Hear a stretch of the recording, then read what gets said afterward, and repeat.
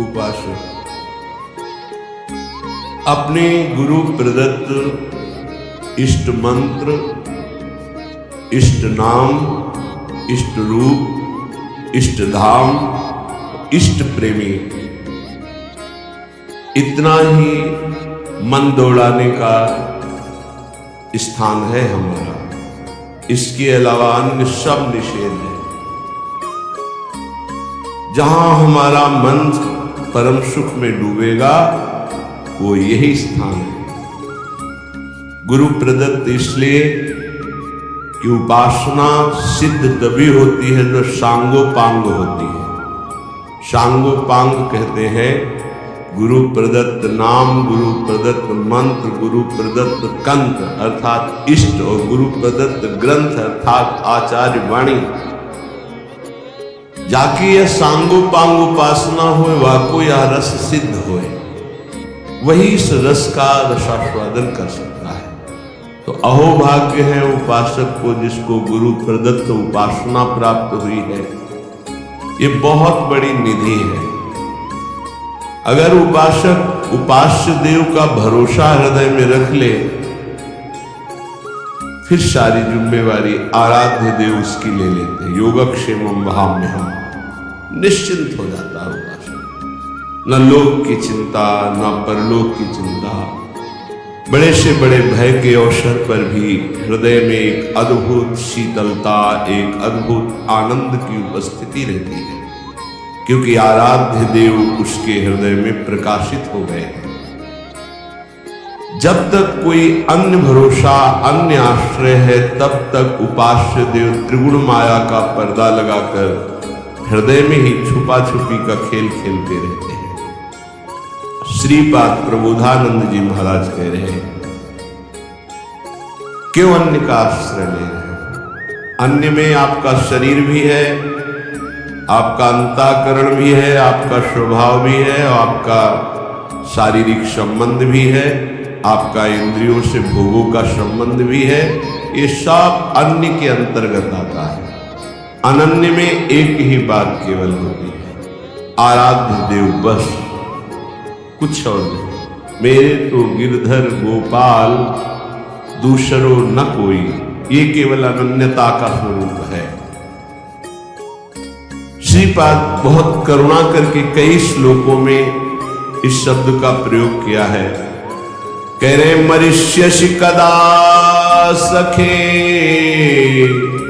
त्वमिति किं विजानासि किं शिशोः सुत तरुणस्य वा न खलु मृत्युराकस्मिकः तदद्य निरवद्य धीर वपुरिन्द्रियासक्ति को न किंचन विचार द्रुतमुपैः वृंदावनम। हे सखे, मनुष्य कदा, तुम्हें पता है तुम्हारा शरीर कब छूट जाएगा, किस दिन तुम्हारी मृत्यु होगी, तुम्हें पता है? क्या तू ऐसा जानता है कि तेरी वृद्धावस्था में ही मृत्यु होगी? तो गलत तेरी सोच है। शिशो हो, शिशु अवस्था में भी हो सकती है। सुतरुणस्य, सुंदर जवानी में भी मृत्यु हो सकती है।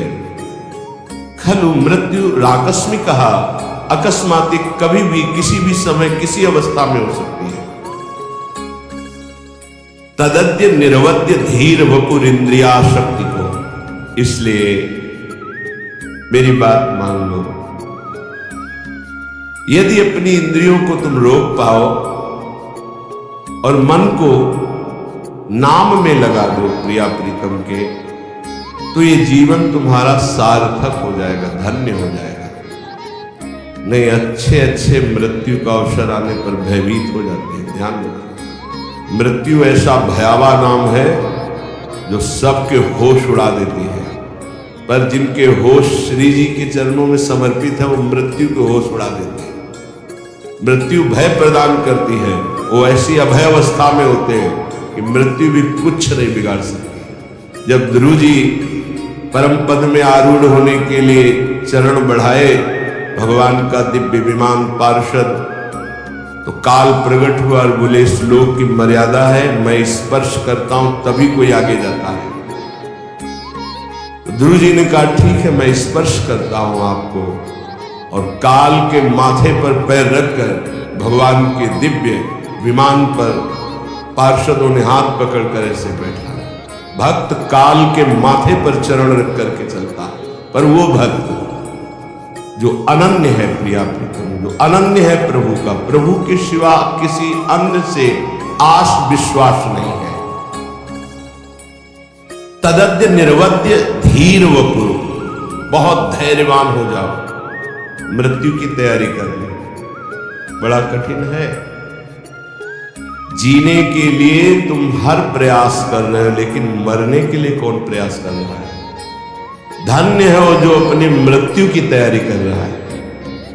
लाखों करोड़ों अरबों असंख्यों मनुष्य हैं, सब जीने के लिए परेशान है, लेकिन कोई बिरला ऐसा है जो मृत्यु की तैयारी कर रहा है कि मुझे जाना है यहां से, मुझे जाने की तैयारी करना है, मुझे नाम जमा करना है, भगवान नाम, मुझे जितेंद्री होना है, भगवत साक्षात्कार करना है, पुनः इस संसार में, भयावह संसार में, जन्म मृत्यु दुख देने वाले संसार में, छली कपटी संसार में नहीं आना, मुझे भगवान की नित्य धाम में रहकर उनकी नित्य लीलाओं का रसास्वादन करते हुए उनकी सेवा में रहना। ये पहली तैयारी हुई एक श्लोक में कि आप सोचो तुम्हारी मृत्यु होगी, कब होगी, किस समय होगी, कुछ पता नहीं, किसी भी समय हो सकती है। खलु मृत्यु आकस्मिक, अकस्मातिक, तुम्हें पता भी नहीं चलेगा। खेल खेल में हंस रहे, नाच रहे, पधार गए। धैर्यवान बनकर मृत्यु पर विजय प्राप्त करने की तैयारी कोई बिरला करता है, एक कोई फर्क नहीं। प्रवचन की बात नहीं, अगर हृदय में नाम चल रहा है तो कोई फर्क नहीं। हर समय अपनी बैग तैयार है, टिकट पास है, जहां जाना है वहां पता है, फोन से पहले बात हो चुकी है कि मैं आ रहा हूं, तैयारी फिट है, वहां से उत्तर आ गया है, आ जाओ। अब बोलो क्या परेशान? कोई परेशान। जिसकी तैयारी नहीं होती, अचानक कोई बात होती, वो परेशान हो जाता है। जैसे आपके घर में अचानक 50 लोग आ जाए, अब आप परेशान हो गए। वही जब तैयारी करते हैं तो 500 लोग बारात में आते हैं, आप खूब आनंद पूर्वक उनका स्वागत करते हैं, क्योंकि आपने तैयारी कर रखी है। ऐसे ही मृत्यु के स्वागत की आपने क्या तैयारी की है? उत्तर सबके हृदय में एक ही आएगा, कुछ नहीं। तभी वो भयावह है, तभी वो महान दुख देने वाली है। यदि विवेकवान हो जाओ तो तुम मृत्यु की तैयारी कर लोगे। वो आखिरी तैयारी गुरु कृपा से होती है, और जिसने वो तैयारी कर ली वो निर्भय हो गया, निश्चिंत हो गया, निःशोक हो गया। ये तैयारी हम क्यों नहीं कर पाते? क्योंकि हमें यहां सब कुछ प्रिय लग रहा है। ये देह प्रिय लग रहा है, मकान प्रिय लग रहा है, पुत्र पत्नी परिवार प्रिय लग रहा है, तो हम तैयारी यहां की सब कुछ कर रहे हैं, लेकिन हमको ये पता नहीं कि अचानक हमारा ट्रांसफर हो जाएगा, अचानक हमारा शरीर छूट जाएगा, और उसकी तैयारी न होना सबसे बड़ी हानि होगी। क्योंकि अन्य किसी योनि में आप कुछ तैयारी कर सके मृत्यु से बचने के, ऐसा कोई उपाय नहीं। केवल मानव देह में ही आप तैयारी कर सकते हैं भगवत प्राप्ति की, अन्य किसी योनि में नहीं। और ये आपने यहां की तैयारी में ही सारा समय खत्म कर दिया। पुत्र को पढ़ाना, पुत्री का ब्याह, ये वो पूरा जीवन इसी, और अंत तो गत्वा मोह मल से ग्रसित होकर पुनरपि जननम पुनरपि मरणम। ये आपकी मृत्यु की तैयारी में जो बाधक है, श्रीपाद आगे के श्लोक में राज्यम निष्कंटकमपि परित्यज्य दिव्याश्च रामाः कामान् सर्वानपि च विहितांस्तिक्त तिक्तान् विदन्तः। हित्वा विद्या कुल धन जनाद्याभिमानम प्रविष्टा ये श्री वृंदा विपिन मपुनर निर्गमास्तान नमामः। जब कोई मृत्यु की तैयारी की सोचता है तो सबसे पहले उसका वैभव उसके सामने बाधा पहुंचाता है। माना तुम्हारा चक्रवर्ती सम्राट पद है, निष्कंटक राज्य है, तुम मरोगे तो है ही, तो क्या राज्य लाद के ले जाओगे? राज्यम निष्कंटकमपि परित्यज्य बरबस राज सुतहि नृप दीना हरिहित आप गवन बन कीन्हा। ये तैयारी है। जबरदस्ती छोड़ा जाता है भोगों को, प्यार से नहीं छोड़ा जाता। ये जो परिवार से लिपट लिपट कर रोना, मोह ममता राग, और फिर कि हम जा रहे हैं अमुक जगह तपस्या भजन, खिलवाड़ की बात करते हैं, विनोद की बात करते हैं। इनको गले लगा करके तुम इन्हीं का चिंतन करोगे। हिमालय, आप काशी, उज्जैन, द्वारिका कहीं भी जाओ, ये मोह का पास तुम्हारे हृदय को बलात् घसीट कर वहीं खड़ा कर देगा जहां से सुधार करना चाहते हो। अचानक, अकस्मात जो मृत्यु तुम्हें सूचना नहीं देगी, उस पर विजय प्राप्त करने के लिए अकस्मात सबके मोह बंधन को काटना होता है। श्रुत बनितादि जान स्वार्थ रत ना करुणे सबीते अंत ही तो तजेंगे पामर तू न तजय महीते। ये समझ में नहीं आएगा क्योंकि बुद्धि अपवित्र है, इसलिए ये समझ में नहीं आएगा। कह रहे हैं शायद समझ में जाना है। राज्यम निष्कंटकमपि परित्यज्य दिव्याश्चरामाः। दिव्य अर्धांगिनी स्त्री जो बहुत दिव्य है, देवी है, सुंदर है, स्वभाव सुशील है, एक क्षण में छूट जाएगा। तुम्हारा राज्य वैभव एक क्षण में छूट जाएगा। कर्मान, जितने भी कर्म तुम कर रहे हो शुभ या अशुभ, कामान, जितनी कामनाएं कर रहे हो, सर्वान पिच विहितास तिक्त तिक्तान विदंता, ये सब कड़वा है, सुख देने वाला नहीं। क्या करो? इसे हित मत समझो। विद्वान हो, विद्या है, मरोगे फिर भूल जाओगे, फिर शुरू होगा, का खा गा घा बाल का बाल को बाल काहा, फिर यही शुरू होगा, फिर व्याकरण पढ़ो। एक विद्या है भगवत विद्या, जो किसी भी जन्म में विस्मरण नहीं होती। जैसे भरत जी भजन किए, हिरण बने, हिरण में भी भजन किए और ब्रह्मबोध संपन्न जड़ भरत महापुरुष के रूप में प्रकट हुए। तो विद्या कुल धन जनाद्याभिमानम प्रविष्टा, यही तुम्हें मृत्यु की तैयारी नहीं होने दे रहे। तुम्हारा वैभव, तुम्हारा सम्मान, तुम्हारी पत्नी, तुम्हारा पुत्र, तुम्हारी विद्या, तुम्हारा कुल, तुम्हारा धन, तुम्हारा परिवार, मित्र आदि, इनमें जो अपनापन हो चुका है, अभिमान, अहंता, ममता, यही भगवत प्राप्ति में सबसे बड़ी बाधा बन रही है। क्या करें? बोले धन्य भाग है उनका जिन्होंने इन सब से राग त्याग कर प्रिया प्रीतम के चरणों में अनुराग प्राप्ति के लिए कमर कस के ये श्री वृंदा विपिन मपुनर निर्गमास्तान नमामः। अब मैं अपने जीवन को वृंदावन में समर्पित करता हूं मृत्यु के लिए। पुनः इस श्रीधाम से कभी वापस शरीर नहीं जाएगा। तो बोले नमामः, मैं उसे नमस्कार करता हूं कि उसने मृत्यु पर विजय प्राप्त कर ली, मृत्यु की तैयारी कर ली। निष्कंटक राज्य जैसा वैभव हो, दिव्याश्चरामा, दिव्य अर्धांगिनी, सब काम, सब कर्म, सब ये सब माया। अगर समझ में आ जाए कि मृत्यु की तैयारी अब करनी है, शरीर हमारा किसी काम का नहीं रहेगा, सारे कर्तव्य संसार के बने ही रहेंगे, कभी पूर्ण नहीं होते। आज तक कोई ऐसा हमें नहीं मिला कि हमारा सारा कार्य पूर्ण हो गया, अब मैं सब कुछ त्याग कर भजन करता हूं, कभी ऐसा नहीं। जब उसको भजन की बात आएगी तो लड़ना पड़ेगा, आसक्ति राग छोड़ना पड़ेगा। श्रीपाद कह रहे हैं कि विद्या का, कुल का, धन का, जन का, पत्नी का, राज्य का, वैभव का, जीने का, यही माया के द्वारा प्रकट किया हुआ ऐसा राग है जिससे जीव अपने मानव देह को इनमें व्यर्थ करके भगवत प्राप्ति की तैयारी नहीं कर पाता। क्या करे? बोले राधा कृष्णौ परम रणिनौ कुर्वतः सर्वतः श्री विष्णोर्धाम्ना स्फुरद्दति महानंद वृंदावनस्थान। भगवान विष्णु के परम धाम है क्षीर सागर, वैकुंठ धाम और भी बहुत से भगवान के निज धाम है।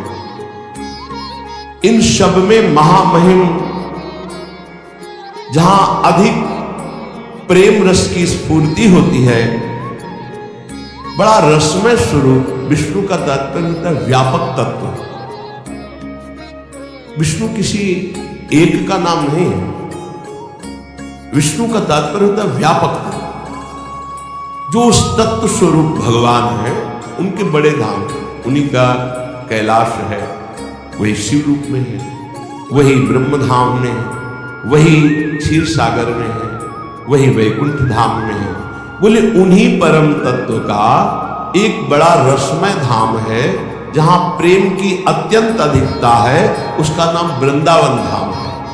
और वहां जो परम तत्व दो रूपों में खेल रहा है, रसो या परमानंद एक द्विधा सदा। जो रस परमानंद में तत्व है वो एक होते हुए द्विधा दो रूपों में खेल रहा है, श्यामा श्याम के रूप में। राधा कृष्णो परम मृणिनो कुर्वतः सर्वतः श्री विष्णुर्धाम्ना स्फुरद्दति महानंद वृंदावन स्थान।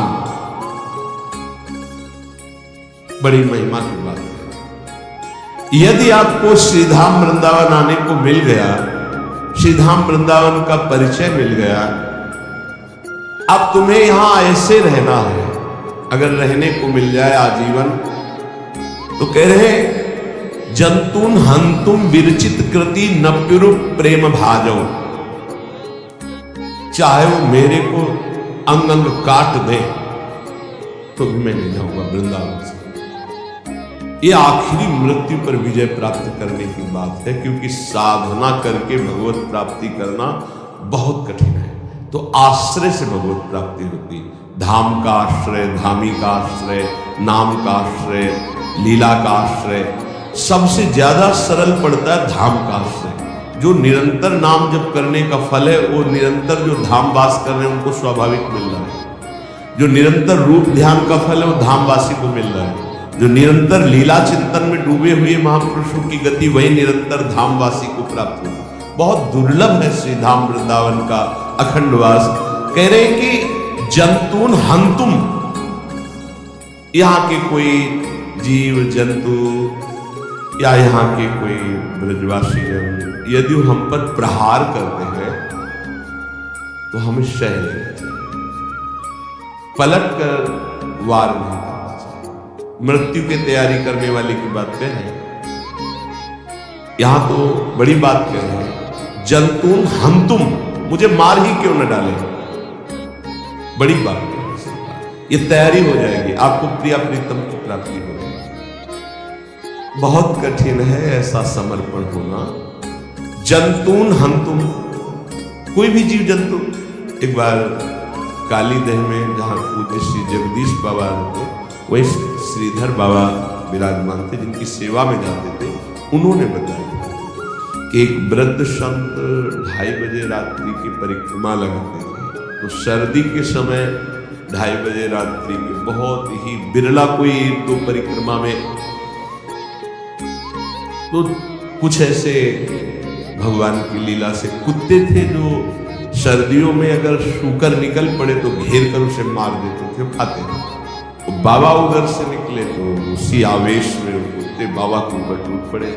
अब एक क्षणी वयोवृद्ध संत गिरा के कितनी जगह उनको खाया। तब कोई परिक्रमार्थी कितने मिनट बाद निकला होगा, जब देखा हल्ला मचाया तो खूब खच्चर उनको उठा के काली दह के स्थान में आश्रम पे लाए सुन के मुंह से राधा राधा राधा। उस समय हरगुलाल सेठ जी थे, उन्होंने जब सुना तो आए, क्योंकि बड़े भजनानंदी संत थे, तो उन्होंने कहा कि मथुरा चलना पड़ेगा, इतना घाव ऐसा ऐसा, यहाँ तो डॉक्टरों को ऐसी सुविधा नहीं है, मथुरा चलना।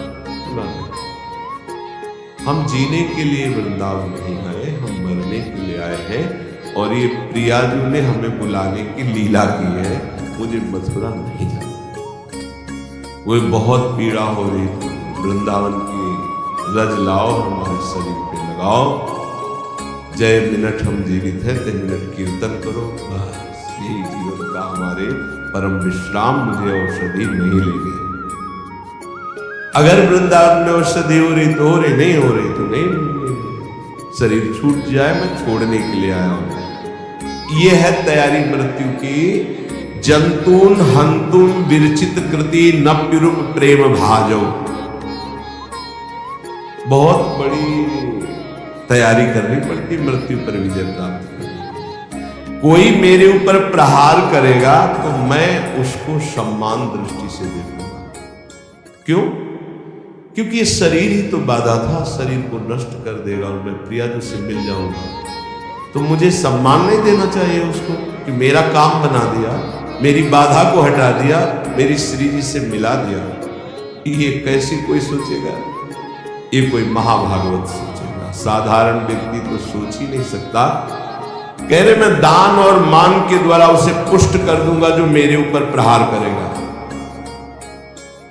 ये केवल महात्माओं में स्थिति होती है जो शुद्ध भगवान के प्रेमी होते हैं। मैं सच्ची कहता हूं, यदि ऐसे कोई वृंदावन वास करे तो श्री श्यामा श्याम उसके ऋणी हो जाते हैं, श्यामा श्याम उसके ऋणी हो जाते हैं और उसे अपना पूर्ण प्रेम भाजन बना देते हैं। दानैर मानैर रहा भजतो धन्य धन्यान नमामहा। मैं ऐसे उस महापुरुष को नमस्कार करता हूं जो यहाँ के जंतुओं के द्वारा, व्यक्तियों के द्वारा कष्ट पाने पर भी उनको सम्मान ही दिया, कभी उनका अपमान नहीं किया, तो श्यामा श्याम उनके ऋणी हो जाते हैं और वो श्यामा श्याम का प्रेम भाजन बन जाता है। श्रीपाद कह रहे हैं धन्य है धन्य है धन्य है, से महापुरुष को मैं नमस्कार करता हूं। 3 श्लोकों का वर्णन हुआ। पहले में वर्णन हुआ, भाई प्रिय सखे तुम क्या मरोगे नहीं? क्या तुम समझते हो कब मरोगे? अरे शिशु अवस्था में मृत्यु हो जाती, जवानी में हो जाती है, कभी भी हो सकती है। इस मृत्यु पर विजय प्राप्त करने के लिए अपनी इंद्रियों को वश में करो। ये राज्य, वैभव, ये स्त्री, ये पुत्र, ये परिवार, ये संसार एक दिन आंख मूंदेगी, कोई तुम्हारा नहीं होगा। इसलिए श्रीधाम वृंदावन आओ, सत्संग सुनो, नाम जप करो, सत्संग को अपने आचरण में उतारो। जहां भी रहो प्रभु के होके रहो, कोई गलत कार्य मत करो। अगर तुम्हें ऐसा लगता है मेरा शरीर साधन करने लायक नहीं रह गया, परिवार का भरण पोषण करने के लिए सब व्यवस्था है, तो आओ कष्ट सहते हुए श्रीधाम वास करो और यही शरीर छोड़ दो तो भगवत प्राप्ति हो जाएगी। अगर हम अपने शरीर और शरीर संबंधियों के ही प्यार में मगन रहे तो मृत्यु की तैयारी नहीं हो सकती। त्वमेव ब्रूहि प्राक् स्वजन परिवारादि निखिलम त्वया दृष्टम क्वादौ जनक जननी त्वादिक पदम विहायातः सर्वं भज हरि मदो वाञ्छसि पदम यदि त्वां वायाम्यै सभयमसि दण्डैरै मनः। तू क्या पहली बार किसी परिवार में आया है? अरे लाखों बार तेरे परिवार में है। तुम्हें ब्रूहि प्राप्त, क्या तू ये जान रहा है पहली बार ये स्त्री पुत्र परिवार में है? बहुत बार मिल चुके, बहुत भोग चुके हो, बहुत बार सुख संपन्न।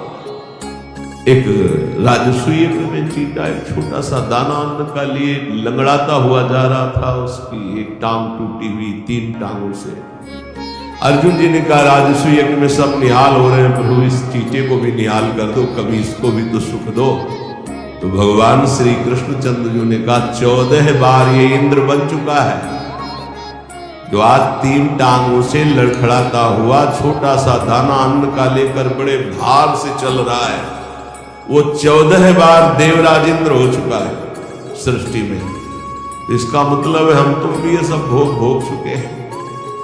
तो कह रहे तुम्हें ब्रूहि प्राप्त, तुम्हें क्या पता है कि तुम दिन स्वजनों को अभी मान रहे हो, कुछ दिन बाद जानोगे भी नहीं इनको। जैसे पीछे के स्वजनों को नहीं जानते हो, छोड़कर चले आए हो, ऐसे इनको भी छोड़कर चले जाओगे। इनमें से कितने तुम्हारे साथ रहेंगे, कौन कौन तुम्हारे साथ रहेगा, कोई साथ नहीं। यह कहा देता ना कि भाई पति पत्नी का तो 7 जन्म का संबंध होता है, नहीं 7 जन्म का संबंध होता, 7 अगले मिनट का संबंध का पता नहीं, 7 जन्म का संबंध। वहां से गारंटी लिखा के लाए 7 जन्म तक एक ही साथ रहे, ऐसा नहीं। प्रबल आसक्ति दोनों में हुई, मरते समय दोनों का चिंतन हुआ, तो अगला जन्म किस योनि में होगा उसका पता नहीं है, पर वो आसक्ति के कारण आसपास ही होंगे, पति पत्नी होंगे, ऐसा बात नहीं। एक महात्मा में उदाहरण दिया गया था कि जिसके माता पिता के यहां भक्ति होती थी, तो बचपन से भक्ति के संस्कार उस लड़की के थे। उसका ऐसी जगह ब्याह हुआ जहां बिल्कुल भक्ति शून्य घर था। और वो अपनी आराधना में बैठती तो पति उसे बहुत विक्षेप देता, बहुत पति को, वो धर्मात्मा थी, प्राणों से भी अधिक प्यार करती, प्यार का बहुत बड़ा प्रभाव पड़ा। बहुत दिनों के बाद उसने कहा कि मैं हार गया, तुम्हारा विरोध करते करते तुम जीत गए, आज से मैं वही करूंगा जो तुम कहोगे। बोले हमारे गुरुजी आते हैं, उनसे दीक्षा ले, जितना गुरुदेव कहे उतना भजन करो, यही मेरी इच्छा है। मेरी आज तक मैंने कोई आपसे इच्छा प्रकट नहीं की, आप विरोध करते रहे, मैं सहती रही। तो दीक्षा देने के लिए पार्श्व में अगर कोई पावन नदी होती है तो कहा जाता है जाओ यमुना स्नान कराओ, गंगा स्नान कराओ। तो अपना धोती लोटा लेकर के गंगा स्नान के लिए जा रहे थे, तो 2-4 मित्र मिले, कहाँ जा रहे हो? बोले हो पत्नी ने कहा है दीक्षा लेना है। कहाँ तुम हंस रहे हो? वो ज्यादा बताएंगे कि ये प्याज लहसुन नहीं खाना, ये नहीं करना। अरे वो वापस आ गए, नहीं लेंगे दीक्षा। को न कुसंगति पाए नसाई, रहे न नीच मते चतुराई। उनका आप तो कह रहे थे आज से मैं वही करूंगा जो आप कहोगी, तो आज कैसे बदल गए? बोले हमारे दोस्त मित्र लोग मिल गए, तो उनका इसका मतलब मुझे मित्र अपना नहीं मानो, मैं पूरा जीवन आपकी सेवकाई में समर्पित कर रही हूं, तो क्या मैं आपका अहित कर रही हूं? नहीं मानो। कुछ समय बाद दोनों का शरीर छूटा। पत्नी बहुत हृदय से प्यार करती थी अपने पति को, और वो उद्दंड स्वभाव के थे। वो राजा की राजकुमारी हुई, और वो राजा के यहां नवीन शावक हाथी के बच्चे के रूप में प्रकट हुए। अब पशु योनि में होते हुए भी पत्नी के भजन के प्रभाव से उसको ये दृष्टि प्राप्त थी कि ये मेरी पूर्व में पत्नी थी। तो जब राजकुमारी वहां छोटे से आती तो शावक से प्रेम करती, स्वाभाविक। जैसे ही वो शावक नौ किशोर हुआ और राजकुमारी नौ किशोर हुई, तो स्वयंवर रचना हुई। 9 शावक हाथियों की श्रृंगार करके ऐसे लाइन पंक्ति सजाई गई थी शोभा के लिए। तो जो राजकुमारी नजदीक से घुटने टेक दिए और आंसू बहाते हुए नजदीक गई, कहा था कि गुरुदेव से दीक्षा लेंगे, आपने नहीं माना। आपके कारण मेरी सदगति रुकी है, मैं आपसे प्यार करती हूँ, आपको लेके जाऊंगी, इसलिए मेरा पुनर्जन्म हुआ है राजकुमारी के। तुम इसलिए रो रहे हो ना कि मैं अब चली जाऊंगी? नहीं, मैं जयमाला तुम्हारे ही गले में डालूंगी, तुम निश्चित। जब स्वयंवर का माँ जयमाला लिया और 9 शावक, अरे बोले राजकुमारी पागल है, जो राजकुमार लोग थे वो चले गए। राजकुमारी ने फिर एकांत में जाकर कहा, अब भी हमारे दीक्षा लोगे? तो कहा, अब गुरु मैं बनूंगी आपकी, अब मैं उपदेश करती हूँ।